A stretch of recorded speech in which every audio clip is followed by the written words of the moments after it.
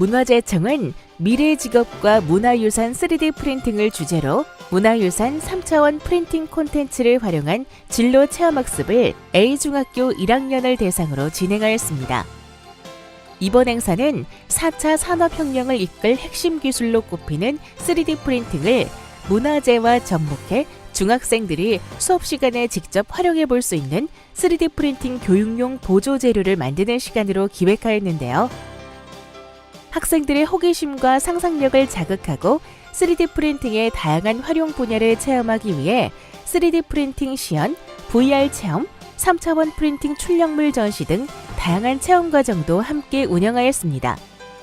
문화재청은 앞으로도 4차 산업혁명을 이끌 새로운 기술들을 적극적으로 활용해 다양한 콘텐츠를 국민과 공유할 계획이라고 합니다.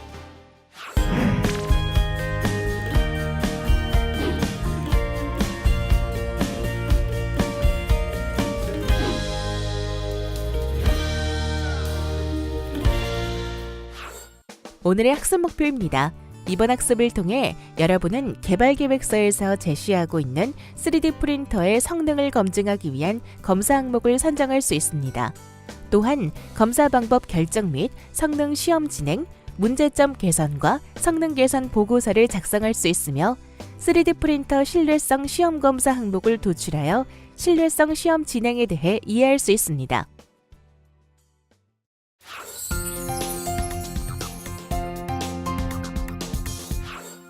안녕하세요. 이나은입니다.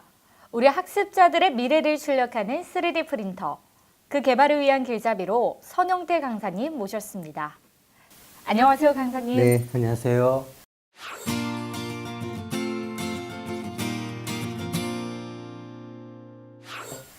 네, 이번 시간에는 성능 개선 및 신뢰성 검증에 대해 배워보는 시간입니다. 어떤 내용부터 알아보는 것이 좋을까요? 네, 먼저 성능 검증을 위한 검사 항목 선정을 검토해 보는 것이 좋을 것 같아요. 그럼 어떤 내용인지 자세하게 설명 부탁드리겠습니다. 먼저 재료 압출형 3D 프린터의 주요 부품에 대해 먼저 알아보도록 할까요? 세 가지로 나눠 설명할 수 있어요. 익스트루더라도 쿨엔드 쪽에서 유입된 필라멘트를 이송하여 핫엔드에서 용융시킨 후 압출시켜 노즐을 통해 프린팅하는 장치가 있고요. 구동 모듈류 XY 테이블 구조를 채택한 직교 방식과 병렬 로봇 구조를 채택한 델타봇 방식으로 분류할 수 있습니다. 네, 그렇군요. 강사님, 베드는 실제 3D 프린팅이 실시되는 작업 공간을 말하지 않나요? 네, 그렇죠. 베드는 Z축 구동부와 연결되어 한 층의 적층이 완료되면 적층 두께만큼 아래쪽으로 하강하여 다음 층의 적층이 수행되도록 하는 역할을 하고 있습니다. 강사님, 제로 압출형 3D 프린터의 주요 부품인 익스트루더, 구동 모듈, 베드에 대해 알아보았는데요. 이번에 배울 내용이 제로 압출형 3D 프린터의 성능 검사 항목인데 주요 부품에 대한 성능 검사를 하는 건가요? 네, 주요 부품 중에서 특히 성능 검사를 필요로 하는 부분들에 대해 실시하는데요. 노즐의 온도라든지 필라멘트의 공급 장치, 베드의 수평도와 노즐과 베드의 간격, 그리고 베드의 온도와 세축 구동부에 대한 성능 검사를 실시합니다. 그렇군요. 필라멘트 공급 장치는 어떤 경우에 성능 검사를 그럼 실시하게 되나요? 필라멘트에 걸리는 장력이 약한 경우에는 익스트루드 모터가 회전하더라도 필라멘트가 제대로 공급되지 않는 문제가 발생합니다. 모터 끝단에 연결된 기어가 헛돌거나 간헐적으로 회전하며 불연속적인 기계음이 발생되기도 하고 결과적으로는 3D 프린팅 출력 시 중간에 끊기는 현상이 발생할 수 있기 때문에 검사를 실시하는 거죠. 네. 그리고 베드 수평도가 맞지 않으면 출력물이 정확하게 만들어지지 않는다는 건 알겠는데 노즐과 베드 간 간격을 왜 검사를 하는 건가요? 노즐 끝단과 베드 간 상대적인 수평도가 매우 중요한데요. 이를 보장하기 위해 노즐 끝단과 베드 간의 간격이 일정하게 유지되어야 합니다. 노즐 베드 간 간격의 최대 허용치는 노즐로부터 압출되는 소재의 직경만큼인데요. 초기 출력층을 베드에 잘 안착시키기 위해 소재 직경보다 조금 작은 값으로 설정해 주는 것이 좋습니다.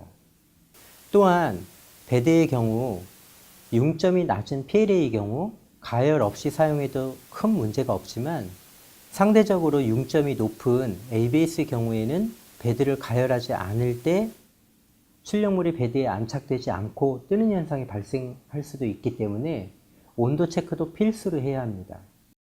베드는 수평도와 노즐과의 간격, 그리고 온도 세 가지 항목을 검사해야 하네요.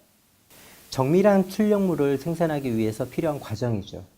또한 3D 프린터의 세축 구동부가 주어진 신호대로 정확한 정밀도로 구동이 되어야 프린팅 출력물이 원하는 형상대로 출력되기 때문에 구동부의 해상도와 정밀도에 대한 성능 검사도 수행해야 한다는 것 또한 기억하시기 바랍니다. 그럼 검사 항목을 선정했으니까 이제 검사 방법 결정에 대해 알아보면 되나요? 크게 4가지로 나눠 검사 방법을 알아볼 건데요. 압출 성능 검사 방법과 베드 수평도 측정 및 조정 방법, 그리고 구동부 위치 정밀도 검사 방법과 토처 테스트를 통한 출력 성능 검사예요. 압출 성능 검사 방법이라면 노즐 온도와 필라멘트 공급에 관한 거죠? 딩동댕. 네, 너무 잘 알고 있는데요. 노즐 온도는 왜 검사해야 하죠? 노즐 온도는 필라멘트 소재의 용융 온도 이상으로 설정해야 하는데 소프트웨어 설정값과 실제 온도가 차이가 생기기 때문에 고정을 해야 한다고 하셨고요. 하나 더, 필라멘트의 공급 성능에 문제가 생기면 3D 프린팅 출력 시 중간에 끊기는 현상이 발생할 수 있기 때문에 검사해야 한다고 하셨습니다. 오, 정확하게 기억하는데요. 그래서 필라멘트의 움직임이 육안으로 확인 가능한 부위의 필라멘트에 유성펜으로 일정 간격만큼 눈금 표시를 하고 1눈금이 넘어가는 데 소요되는 시간을 측정해서 필라멘트가 균일한 속도로 공급되는지 확인해 보면 돼요. 아, 육안으로도 검사가 가능하네요. 네, 그리고 노즐 베드 간 간격 조정, 즉 베드의 0점 조정 방법은 노즐 끝단과 베드 사이의 명암 한 장의 간격을 유지하도록 설정하면 되고요. 수동식의 경우에는 수동 조절 기구를 회전시켜 높이를 맞춰주고, 전동식의 경우에는 제어 화면에 적절한 높이 값을 입력하여 높이를 조절하면 됩니다. 그럼 베드의 수평도 조정 방법은 어떻게 되나요? 노즐과 베드와의 간격을 측정하고 위치별로 간격이 균일하지 않는 경우 프린터별로 제시되어 있는 수평도 조정 기능을 사용하여 모든 위치의 간격이 균일하게 유지되도록 수평도를 조정하면 됩니다. 세 번째는 구동부 위치 정밀도 검사 방법이에요. 베드의 직교용 프린터의 경우 익스트루더는 XY 테이블 구조를 사용하여 X에서 Y 방향으로 구동하고 베드는 Z 방향으로 구동하면 되고요. 델타형 프린터기의 경우에는 역시 베드는 Z 방향으로 구동되지만 병렬기구를 사용하여 익스트루더를 X에서 Y 방향으로 구동하면 됩니다. 마지막으로 토처 테스트란 일종의 가혹 조건 시험법으로 3D 프린터에서 출력 시 불량이 발생하기 쉬운 다양한 형상을 정의하여 출력을 시도하고 그 출력물의 품질을 평가함으로써 3D 프린터의 성능을 검사하는 방법이라고 할 수 있죠.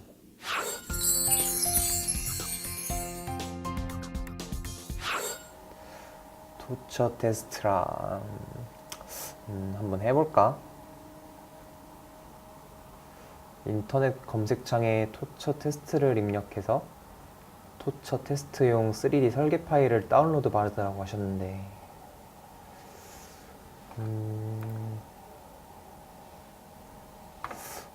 오케이, 파일은 다운받았고 이제 큐라를 사용해서 출력을 위한 G코드를 생성해 볼까? 먼저 파일을 불러오고 프린팅 조건을 입력하고 레이어 설정도 확인했고 세부 정도 확인도 오케이. G코드로 저장하고 프린터로 전송. 자, 프린팅이 되었는지 검사 항목에 따라서 확인해 봐야겠다. 지금까지 학습한 내용을 다시 한번 정리해 보겠습니다. 이번 시간에는 성능 검증을 위한 검사 항목 선정 및 검사 방법 결정, 성능 시험 진행에 대해 알아보았습니다. 재료 압출형 3D 프린터의 주요 부품과 재료 압출형 3D 프린터의 성능 검사 항목, 그리고 압출 성능 검사 방법 및 베드 수평도 측정 및 조정 방법, 구동부 위치 정밀도 검사 방법과 토처 테스트를 통한 출력 성능 검사에 대해 확인해 보았습니다.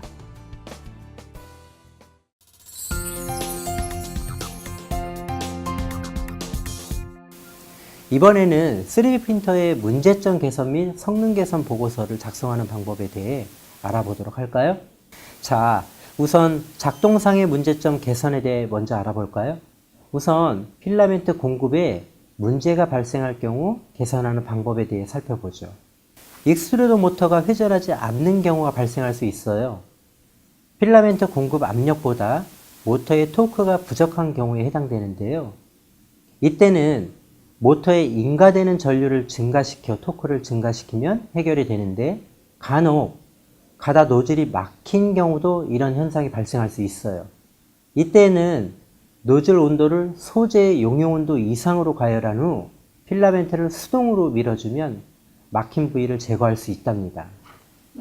만약 익스트루더 모터는 회전하는데 다른 부위에 문제가 생기는 경우도 있나요?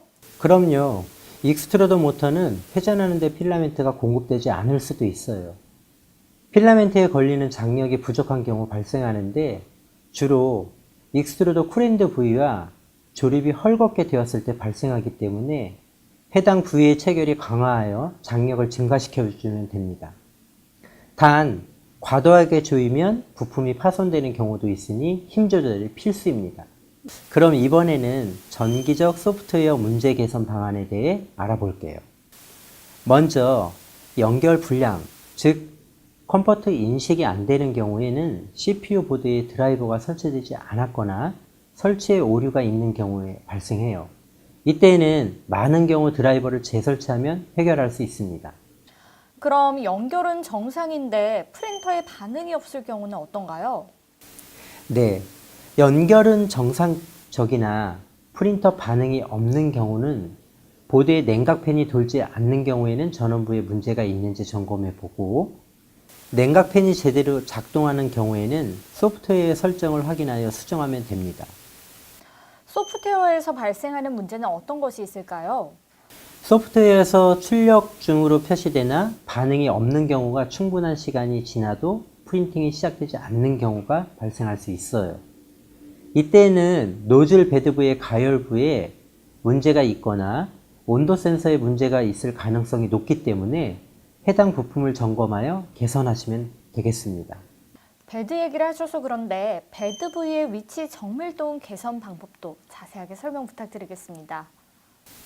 크게 베드 위치 정밀도 개선 방법과 베드 수평도 개선 방법으로 두 가지로 나눠볼 수 있어요. 출력물의 품질 향상을 위해서는 베드부와 노즐 끝단 간의 간격 설정이 중요하다고 했는데요. 이때 간격이 지나치게 큰 경우에는 초기 레이어가 베드부에 잘 안착되지 않아 정상적으로 출력되지 않는 문제가 발생할 수 있고, 간격이 지나치게 작은 경우에는 노즐이 소재를 과도하게 압착하게 되어 출력 후 출력물의 분리가 어려워지는 문제가 발생할 수 있어요. 베드부와 노즐 끝단 간의 간격은 명암 한 장 정도의 간격을 유지해야 한다. 네, 기억해야겠네요. 네. 또한 베드의 수평도를 개선하는 방법으로 많은 프린터가 베드의 수평을 자동으로 유지해주는 기능을 제공하는데, 이때 자동 유지 기능을 적용할 때 다양한 위치에서 노즐 베드 간 간격을 측정하여 보정해주는 작업이 필요합니다. 만약 자동 조절 기능이 없는 프린터의 경우에는 적절한 교육 또는 매뉴얼 제공을 통해 오류의 발생 가능성을 최소화할 수 있도록 해야 합니다. 네, 3D 프린터 작동상 문제점의 개선 방법까지 알고 나니까 3D 프린터로 무언가를 만들 수 있다는 자신감이 좀 더 생기는 것 같아요.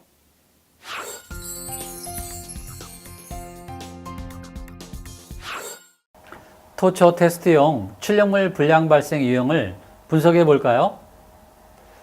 출력물이 바닥에 잘 붙지 않았어요.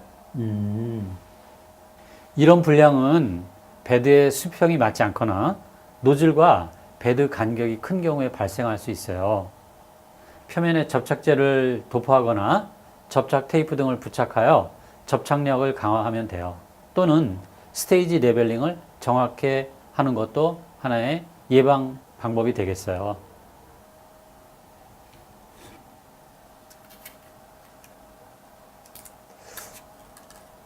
필라멘트 토출에 문제가 생긴 것 같아요. 그럼 프린터 노즐에 문제가 생기거나 노즐의 온도가 낮은 경우일 텐데, 그렇다면 노즐을 청소해서 균일하게 필라멘트가 도출되게 하거나 노즐의 설정 온도를 높이면 되겠지요. 출력물에 익스트루더 장력이 부족한 것 같아요. 왜 그렇게 생각했죠? 원기둥이 제대로 형성되지 못하고 무너진 경우도 있고, 구멍 사이가 제대로 메꿔지지 않은 부분들도 있더라고요. 오, 잘 찾았네요. 그럼 이런 경우에는 어떻게 하면 해결이 될까요? 장력 조절 볼트가 제대로 조여지지 않은 것 같아서요. 익스트루더의 장력을 조절하기 위해 필라멘트를 밀어내는 기어와 장력 볼트 사이의 간격을 조절해야 할 것 같아요.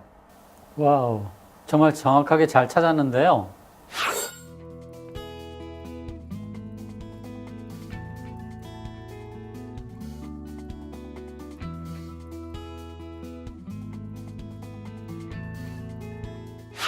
네, 이제 다 된 것 같습니다. 또 다른 문제가 있나요? 구조물 사이에 거미줄 형태의 잔여물이 발생했어요. 이런 경우는 노즐의 온도가 사용하는 필라멘트에 비해서 너무 높게 설정되어 문제가 생긴 것 같아요. 리트랙션 기능을 설정하면 잔여물이 생기는 것을 막을 수 있지 않을까요?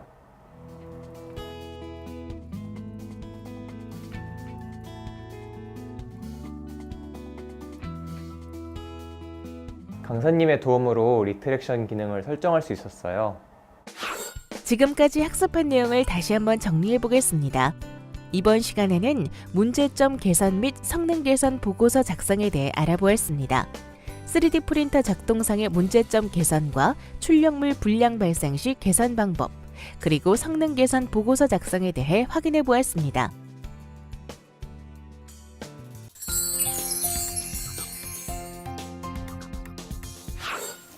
이번 주제는 신뢰성 시험에 대한 내용인데요. 강사님, 신뢰성 시험은 왜 필요한가요? 제품의 기능이 날로 다양해지고 복잡해져 사용 과정에서 고장이 발생할 가능성이 높아져 신뢰성 시험이 필요하게 되었어요. 예상되는 불량은 조기에 검출하여 초기 고장 기간부터 마모 고장 단계까지 시장 불량률의 감소를 위해 신뢰성 시험이 요구된다 할 수 있죠. 또한 새로운 소재가 출현하고 기술 개발 속도가 빨라짐에 따라 기존의 품질 관리 기법으로는 제품의 품질을 보장하는 데 한계가 있기 때문에 신뢰성 시험이 필요하다고 할 수 있습니다. 그래서 시스템의 신뢰성을 예측하는 방법이 생겨났는데요. 시스템 신뢰성 예측 방법이요? 네, MTTF라고 주어진 시간 안에서 고장 발생까지의 시간으로 수리한 후 다음 고장 시간까지의 시간을 미리 예측하는 방법이 있어요. 이 방법은 수리 불가능한 제품의 평균 고장 시간을 산출할 때 사용합니다. MTBF 방법의 고장에서 다음 고장까지의 시간을 의미하는데요. 수리가 가능한 제품 시스템의 평균 고장 시간을 산출할 때 사용하죠. 마지막으로 MTTR이란 제품의 고장이 발생한 경우 고장에서 수리되는 데까지 소요되는 시간을 의미합니다.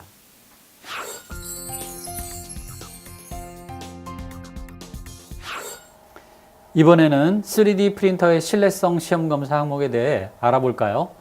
첫째, 3D 프린터 신뢰성 확보에 필요한 부품 선정에 대해 확인해 보도록 하죠. 3D 프린터 부품 선정에 관한 신뢰성 시험을 위해서는 필드에서 발생한 필드 데이터를 수집하여 가장 문제가 되고 있는 부품을 알아야 할 것 같아요. 문제되는 부품을 찾은 뒤에는 어떻게 하면 좋을까요?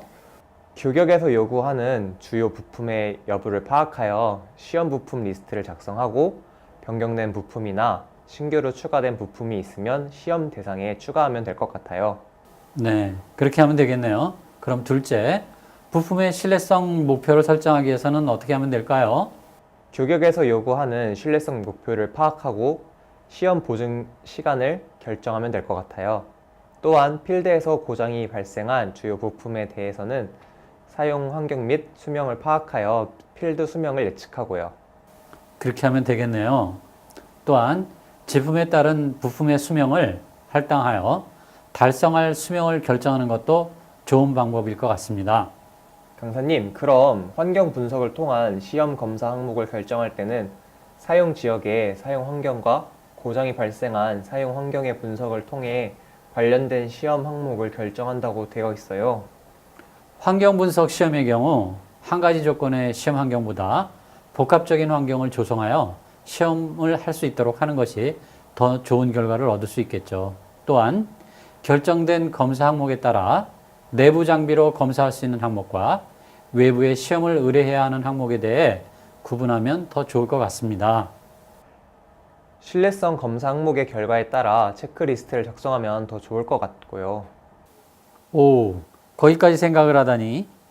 체크리스트에는 3D 프린터의 신뢰성 시험 항목, 시험 내용, 공인 시험 여부, 표준 번호 등을 포함하고 작성된 양식에 따라 도출된 항목, 성능 기준, 공인 시험, 자체 시험 여부를 표기하면 더욱 좋겠죠. 그런데 고장의 범위는 어디까지 결정해야 하나요? 네, 제품이나 시스템, 부품 등이 요구 기능을 수행하지 못할 때 고장났다고 하는데요. 요구 기능을 수행하지 못하는 의미는 특정 기능을 수행할 수 없는 경우뿐만 아니라 기능 수행은 하지만 성능이 요구 수준을 만족하지 못하는 경우도 포함됩니다.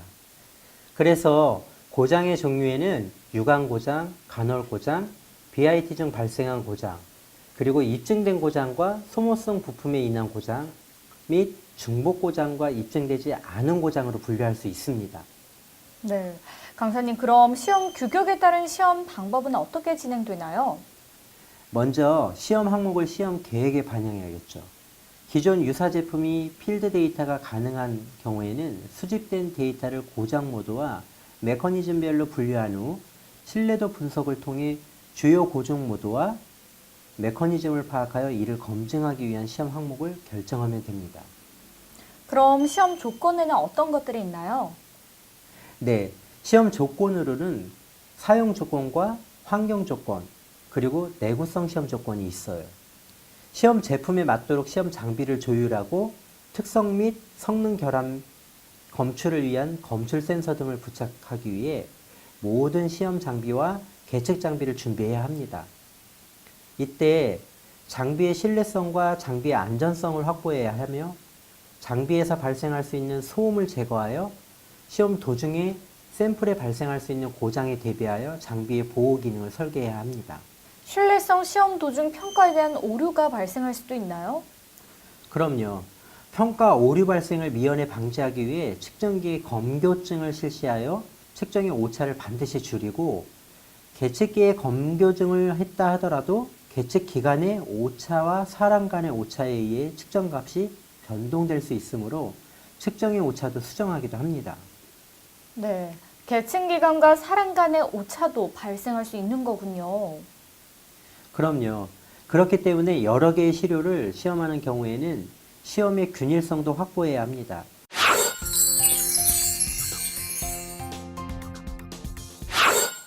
(3D) 프린터의 검사 항목별 시험 계획을 수립하고 자체 시험을 진행해 보도록 할까요? 시험 계획을 수립하기 위해 체크리스트를 이용해서 신뢰성 시험의 항목별 성능 기준을 작성하면 될까요?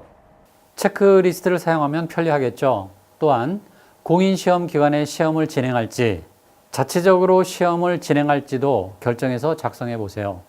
시험 방법에 관련된 표준이 있다면 표준 번호도 기재해 보시고요. 자, 그럼 우리는 자체 시험으로 진행한다고 가정하고 자체 시험 항목에 대한 신뢰성 시험을 진행해 볼까요? 우선 항목별 시험 평가에 어떤 장비가 필요한지, 장비는 잘 작동이 되고 있는지, 그리고 필요한 재료는 무엇이 있는지 확인해 보세요. 확인 다 했나요? 그럼 우리가 자체 시험을 진행하는 날 평가 장비들을 사용할 수 있는지 확인해 보시고 시험 일정을 결정해 보죠. 강사님, 그럼 2월 3일에 가능할 것 같은데요? 자, 그럼 그날 시험 방법에 따른 신뢰성 시험을 진행할게요. 항목별 신뢰성 결과는 체크리스트에 작성하시면 됩니다. 지금까지 학습한 내용을 다시 한번 정리해 보겠습니다. 이번 시간에는 3D 프린터 신뢰성 시험 검사 항목 도출 및 신뢰성 시험 진행에 대해 알아보았습니다. 신뢰성 시험 개요와 신뢰성 시험의 종류 및 시험 항목, 신뢰성 시험 검사 계획 수립 시 유의사항에 대해 정리하고 고장의 정의와 형태 구분 및 시험 규격에 따른 시험 방법에 대해 확인해 보았습니다.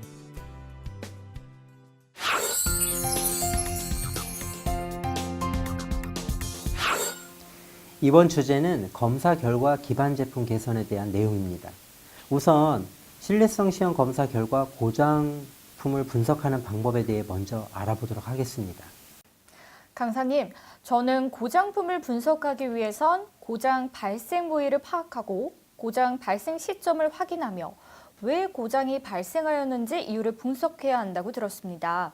또한 고장이 어떻게 발생하였는지에 대한 메커니즘을 파악하고 고장 결과가 제품에 끼치는 영향에 대해서까지 분석해야 한다고 알고 있어요. 네, 맞습니다. 고장품을 분석하기 위해서는 고장의 발견과 고장품을 수집해서 현상을 확인하고 고장 정보를 수집해서 원인을 조사하면 됩니다. 그럼 고장으로부터 신뢰성을 개선하기 위해서는 어떤 전략을 수립하면 좋을까요? 네, 신뢰성 설계의 유효성을 실행하기 위한 한계 시험과 설계값으로 평가할 수 있는 능력을 길러 신뢰성이 높은 설계를 예측하여 개선하도록 합니다. 또한 부품이나 재료의 승인을 위해서는 양품 해석을 충분히 수행해야 하며 가능하면 신뢰성 설계의 구현은 개발 초기에 이루어지도록 하는 게 좋은 개선의 방법이라 할 수 있습니다. 그렇다면 신뢰성 평가와 검증을 통해서 개선할 수 있는 방법은 무엇이 있을까요? 체크리스트를 활용하면 좋은데요. 신뢰성 체크리스트는 계통적으로 층별화해서 만드는 것이 중요하고 개발 진척 상태와 신뢰성 평가에 대한 구체적인 내용에 빠트림 없이 파악하도록 작성하는 게 좋습니다.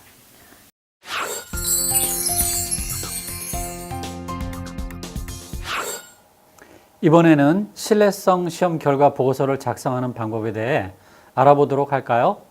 신뢰성 시험 결과 보고서에 들어갈 기본 양식을 작성해 보세요.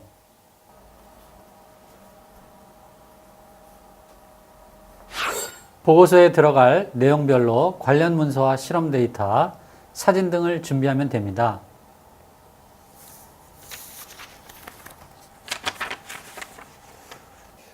강사님, 공인 시험 결과는 어떻게 할까요? 공인시험 결과 보고서를 활용하면 되는데요.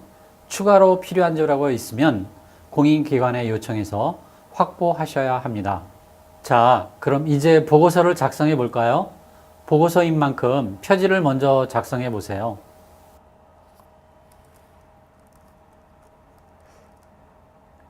표지 다음에는 목차를 작성하면 되나요? 네, 목차를 작성하시고 신뢰성 시험에 대한 개요를 작성해 보세요. 다음으로는 신뢰성 시험 결과를 자체 평가 항목과 공인 시험 항목으로 구분하여 작성해 보세요. 다 작성했습니다. 그럼 신뢰성 시험 결과 개선 항목을 작성하고 신뢰성 시험에 대한 결론 및 향후 계획을 작성하시면 됩니다. 지금까지 학습한 내용을 다시 한번 정리해 보겠습니다. 이번 시간에는 검사 결과 기반 제품 개선에 대해 알아보았습니다. 고장품 분석 방법과 신뢰성 개선 전략의 수립, 그리고 신뢰성 평가와 검증을 통한 개선에 대해 확인해 보았습니다.